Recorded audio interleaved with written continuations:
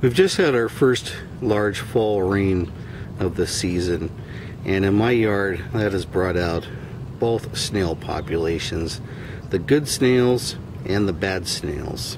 The good snails here are the little ice cream coat shaped long snails, the Decollate snail, and the bad snail we can all recognize, the European brown snail.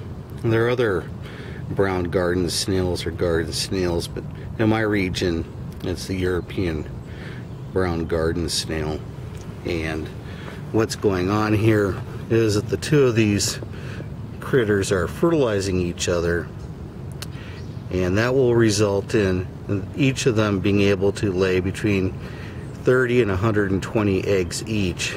That'll happen in 3 to 6 days, and they'll make a little burrow about 1 to 2 inches deep in the soil and then deposit their eggs in there. The Decollate snail you can see here will not eat these large brown snails. Actually, I'll restate that. They will eat them, but the brown garden snail will roll them off of them and escape. And I know there are photos on the internet of the Decollate snail this size eating a brown snail this size, but that snail was killed or pinned to the ground, so to speak.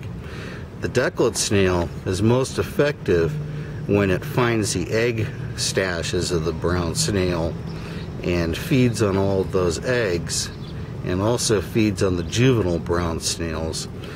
The Decollate snail is also very effective in harassing these adult brown snails. I just placed these two Decollate snails here. They weren't there on the in the bedroom, so to speak, of the snail mating action. And it's really important to know the gravity of the problem, or at least the numbers, so to speak. Each of these snails can reproduce about 430 eggs a year. And many years ago, when I was in college studying agriculture and pest management and horticulture, I did my research paper for one of my semesters on using Decollate snails as the biological control of the brown garden snail. And at the time, I wasn't involved in using the Decollate snail. What I learned from that research propelled me into becoming a harvester and seller of the Decollate snails. So I have some snail eating action going on in some other locations, but this is the beginning of the problem right here. In my area, this is October, and this mating reproduction action will happen in an irrigated landscape in a mild climate almost 12 months out of the year, but on average it's about 5 months, and out of those 5 months you can expect each one of these snails to have the ability again to lay about 430 eggs.